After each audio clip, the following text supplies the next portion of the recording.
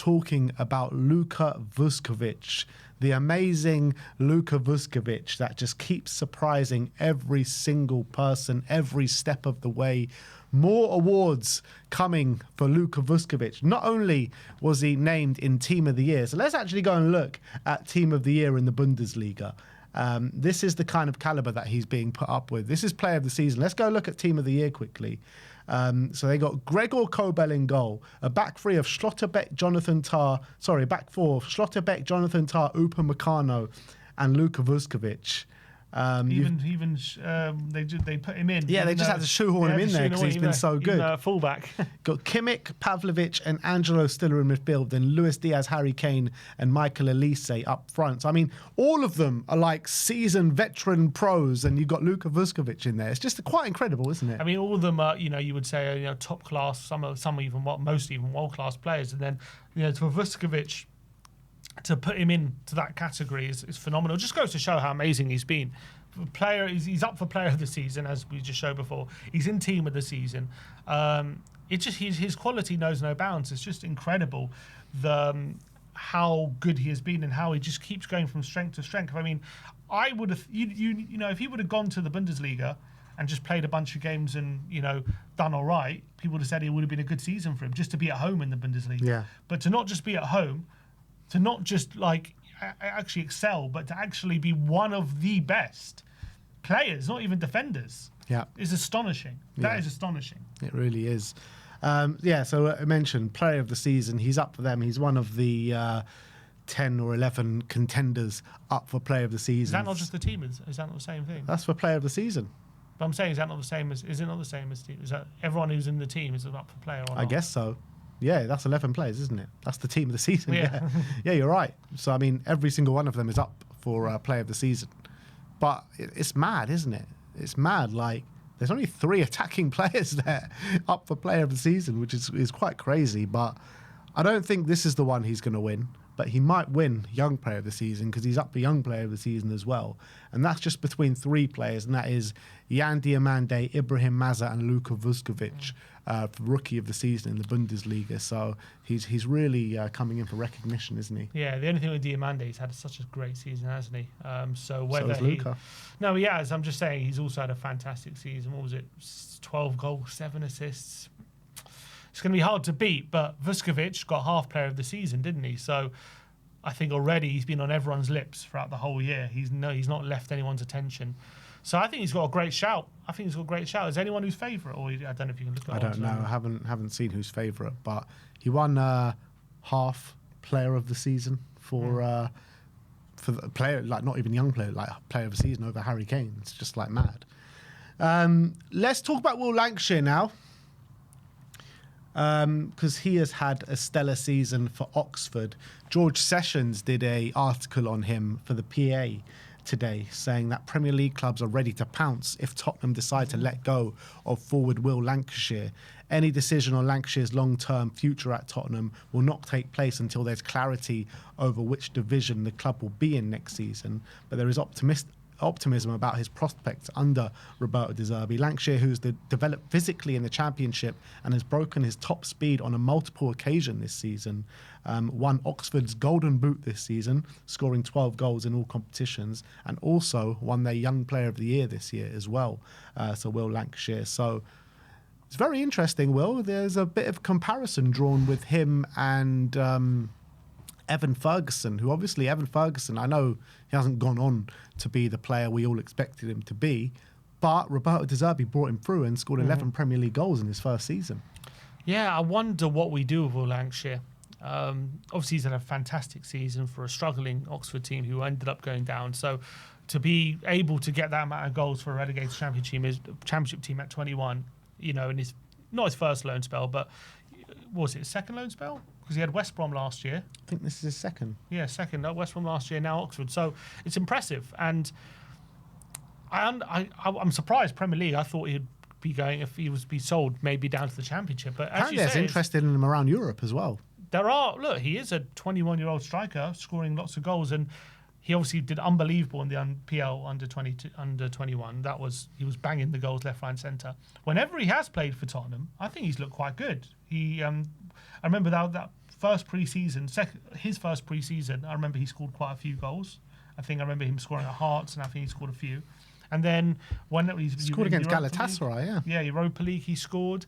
So I think there's going to be a Premier League striker there. That's my feeling when I see him. When I look at him, he's a strong boy, good physically, and he's got a good finish. He's got an eye for goal. We saw that goal in his last goal of the season, was it?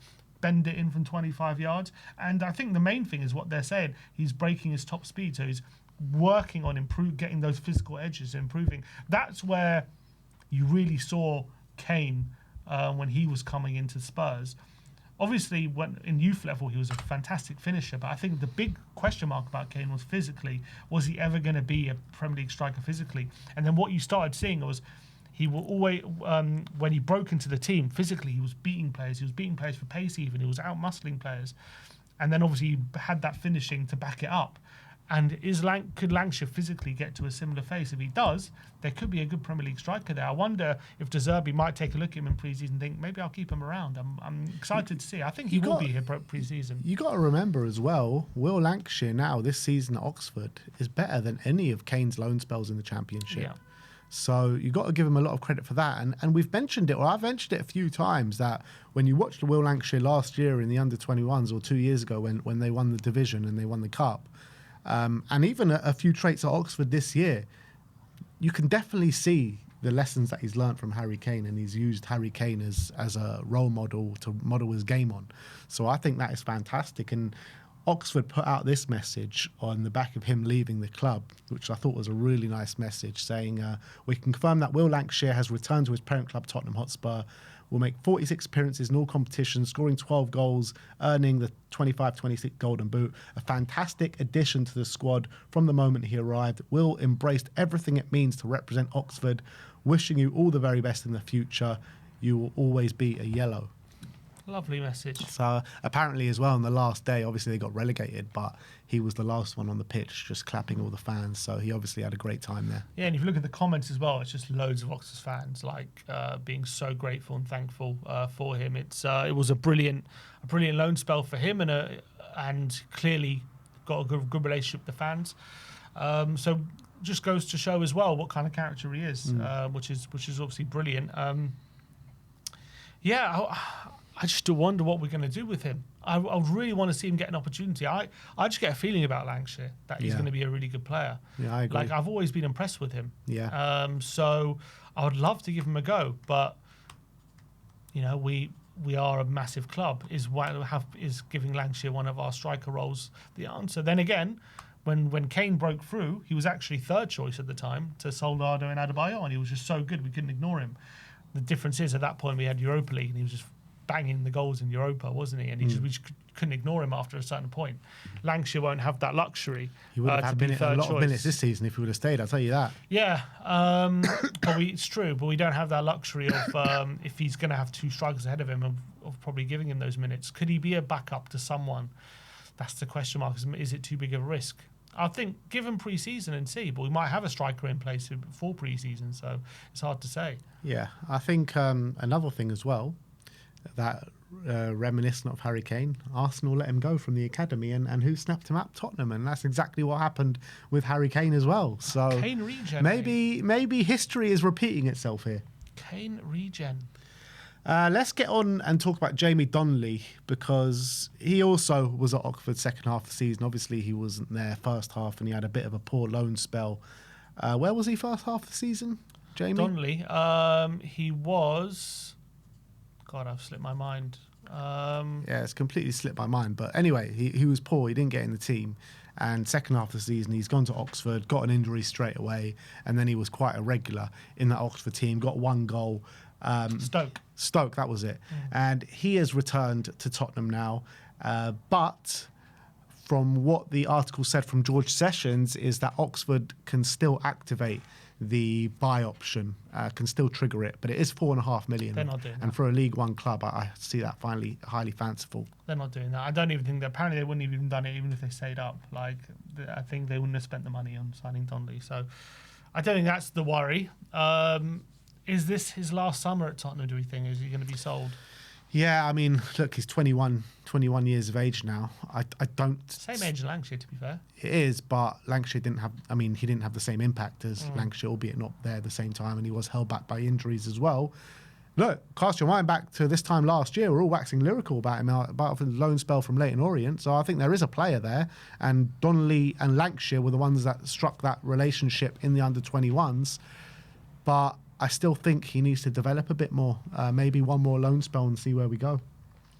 Yeah, I do. I wonder if we get a bid of like 6 million, do we just sell to someone? I think there's such a talent there with Jamie, though. I really do. I really rate him highly. So I wouldn't want to sell him this summer, but I would understand it. I just wonder. I think he's got fantastic left foot. We've seen it, but I wonder if when it comes to like the other stuff, whether is he a bit of a luxury player? I don't really know. I haven't seen enough of him, but from what I have seen of him, I've been very impressed with his ability to put a ball on a play or a free kick he scored or a goal from the halfway line. But it's about when he's part of a team, does he do all the hard graft and stuff? I don't know, but maybe that's something. Does he have the physicality to really do it? Maybe that's something holding him back. I'm not sure. I mean, I don't know. I think he's known to work very hard for the team and do those hard yards. And I'm not saying not work hard, but like, press intensely, that kind of thing. Track your runner back all the way back to all the way back to the penalty box and stuff like that. Is that in his game? I mean, maybe Oxford fans, maybe we should get an Oxford fan on and he can tell us better. But maybe that's something, because with his kind of quality, with that left foot, we've seen what that left foot can do. So must be something. From the bloody halfway line against Man City. There must be something holding him back. Well, I think a lot of this season he had a lot of injuries this season. Yeah, but why wasn't he getting picked for Stoke? Why? I know he had injuries. And also he had a very good player ahead of him in Beijing Ho. I know, but if you're that good, you would have been picked, I would have thought. I don't know, there must be, I just feel like there's something holding. Maybe is he too slow? He seems like a bit of a slow player. There's something, because when you see what he can do, and you've seen it as well for the Tottenham under-21s, he's got a wonderful left foot. He's probably got one of the best left foots, it seemed like in the Championship at that point. But for some reason, there's something else which is leading him not to be picked. Yeah. Look, we've seen players not have successful loan spells and go on to be brilliant players. Hopefully that's just another example of it. Yeah, it's true. But when Harry Kane had those loan spells, and I don't think it's a case of, first of all, he was playing, but I don't think it was a case of he was that good, he just wasn't showing it. He became that good, you know what I mean? But I think Donley, with that left foot, it's already brilliant. So why isn't... Yeah, look, he's probably got to add other aspects to the game. I haven't watched him week in, week out at Oxford, so I can't tell you the exact thing, but you can't really just take the under-21 period and translate that straight away into men's football. It's not as simple as that, and players develop at different times in their career, don't they? So it's hard to make that judgment call. There's just an Oxford fan in the comments. He's just talking about Lankshear, but his name's Tom Quarterman. He says, I'm an Oxford fan as well as Spurs. Really enjoyed watching Lankshear on several occasions this season. His professionalism and motivation always impressed me. I'll just want to read out because I say, Tom, could you also let us know about Donley? What's going on with Donley? If you put us in the comments, I'll read it out. So Oxford also tweeted about Jamie Donley, not exactly the same message that they did for Lankshear, but they said everyone at the club would like to thank Jamie Donley, who returns to Tottenham after end of the loan spell. Jamie scored at the Kassam during a 1-0 victory over Blackburn Rovers. Good luck for the future, Jamie. Yeah, so nice. That was that for Jamie Donley. But yeah, do let us know in the comments about Jamie and why maybe he hasn't progressed at the same level as he did last year. Let's talk about Alfie Devine now. Some interesting update on him. First of all, he won Preston's Young Player of the Year, scoring 8 goals and picking up 6 assists in the meantime as well. And there's a report in Scotland that has said that Alfie has now been linked to Celtic following his impressive loan spell at Preston. The 21-year-old is reported to be on the shortlist of targets at Parkhead this summer, with Martin O'Neill believed to have personally scouted the player during Preston's 1-1 draw with QPR last month. Wow. I wouldn't mind a loan deal to Celtic for Alfie Devine. But didn't we put a buy option in there for Preston as well? So there was a buy option. The buy option was seemed unattainable for Preston, But apparently Preston are going through a takeover right now. So maybe after the takeover, they might be able to do it. But I don't know. That's just speculation. I was just watching a 5-minute compilation clip of Devine this season. Yeah, I've seen that. And man, he looks brilliant. Some of the goals he's scoring outside the box left. I mean, I know during the season we've commented on them, but when you put it all as a collection, the guy has unbelievable technique. Some of his passes are fantastic, in behind or around the side, which right on a plate for his teammates. And he's clearly got a lot of talent. He's one that obviously people have been excited about him for a very long time, ever since he was young. And I actually think like a lot of loan spells he's done all right. Like this obviously been the best of the bunch. And obviously whenever great at Westerlo last season. Yeah, so he's like, it's not like all his loan spells have been bad. Like I think there was another one before when he was in League One. He did all right. I can't remember where it was, but I remember he was scoring goals in the Carabao Cup and stuff, and he was doing quite well there. Whenever he's played in pre-season, he's done quite well, I think, for Tottenham. I think that first pre-season under Ange, I think it was it the first or second? I think it was the first. He was like a standout. I think maybe it was the second. I can't remember, but he was like a standout performer for us in that pre-season. Yeah, I think it was the second. Yeah, but he was great. He was great. So, like his trajectory's also been under the radar about how Port Vale, that was it in the chat. He did quite well at Port Vale. He went to Port Vale, then Plymouth, then Westerlo. Yeah, Plymouth, I think, at times they were liking him as well. So I think every loan spell he's done quite well. This one's obviously been the best. He's actually adding more goal contribution to the game, and some of his goals have been brilliant, like really top-class goals. He's the youngest ever scorer for Spurs, isn't he, in a competitive game? He is, against Marine. Yeah. So, I mean, part of me wants to be like, maybe he deserves a shot. But when we just spoke about how many midfielders we got, is he ever going to get a shot unless... I can't see him, Gray and Bergvall all being in the squad together. It's just not possible. Like, something would have to give. Maybe you said Bergvall on loan and give it to Devine, but is that what you want to do? I don't know. I think Devine, is going to be a Premier League player. I would love to maybe send him out on loan one more time and have him smash out for Celtic and then see where we're at. But the fact that we put a buy option in for Preston kind of implies we would be willing to listen to an offer if it did come in, which would be a shame. I think there's a real talent there. We've seen him. He seems to be improving year on year. Is my point. Yeah, he is. He definitely is. And at 21 now, these players that we all had high hopes for, we were saying we signed them at 15 or whatever, they're getting to the age now where you really need to make that decision because they need to kind of make a career for themselves, don't they? We can't just keep loaning them out and that's it. You need to sell them or you need to make use out of them. One of the two. Let's move on. This is an interesting player. Yousef Aramec at Bristol Rovers this season.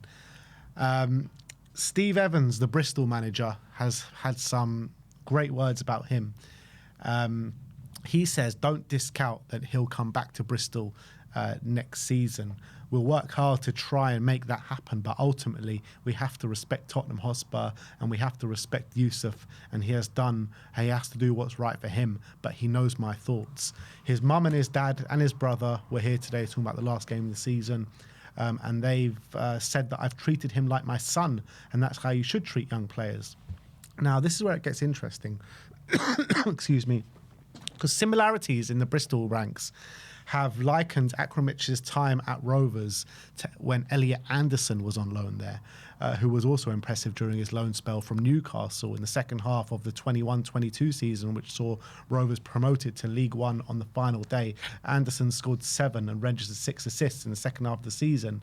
The manager was asked whether Akhamrich is inspired by Elliot Anderson's journey from Rovers to the Premier League, and he said, I think he's inspired by it because he's been made aware of it several times from people that are at the football club, saying the last boy that we had that was on that level was Anderson. And he's got, Akhamrich didn't do that well, but he did very well this season, 6 goals and 1 assist. So, first loan spell. It's brilliant as a first loan spell. So, I mean, the Bristol Rovers liking him to Elliot Anderson. Yeah, and if you see his goals as well, clearly such a talent, good left foot, good finisher, a few from outside the box, one dinked finish, some really confident finishes. So I'm delighted for him. He clearly seems I think there was, again, another player, a bit of excitement about him before this loan spell. Another one who's kind of gone under the radar as to how well he's actually done in this loan spell. So I don't think he's quite ready for the first team, but I think a championship loan definitely in the offing for next season. That'd be great. That'd be great if he can get that, because straight away he went in there and just hit the ground running. Didn't he? So yeah, fantastic for him, and some big words said about him by the manager, and they've clearly got a lot of hope for him, and they want him back for next season. What I like about a lot of his finishes is very quick, like just gives himself half a yard, has a shot, and bam, into the corner. It hasn't been like he's just been given loads of time like to score. Like a lot of them, he's just taken one touch and smashed it into the far corner and been very impressive. So he's kind of been playing right wing / number 10 / false 9 a few times, mainly on the right. Been very impressive. Last but not least, I want to talk about a player. Do you remember James Wilson? That big signing that we made in the deadline day. Hijacking. Against, was it Arsenal? Hijacking on Arsenal on the last day of the January window. James Wilson. He made 10 appearances for the under-21, scoring 4 goals and grabbing 1 assist. However, the Edinburgh Echo have said that Tottenham have chosen not to take up the buy option on James Wilson, who is now set to return to Hearts after his loan spell ends with Tottenham, who they've got a few under-21s games left with the playoffs. So clearly hasn't done too well. Mate, I think Arsenal was a bit of fugazi. I think Arsenal tricked us. They pretended to go for him to get us in it. Or maybe they even faked it. They faked Arsenal in for him just to make us sign him. We loaned an under-21 player who we're not impressed with. I've never heard of, by the way, loaning an under-21 player. It's the first of its kind. Yeah, I know. And it's never, it didn't even work out. So there you go. But like, numbers actually weren't too bad. I mean, 5 goal contributions in 10 games.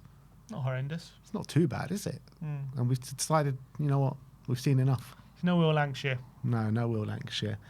But that's it. That is all we have for you guys today. Thank you, everyone, for joining us. We'll see you all tomorrow. Preview day, Tottenham against Leeds. Got a Leeds fan coming in as well, which will get into the nitty-gritty of everything.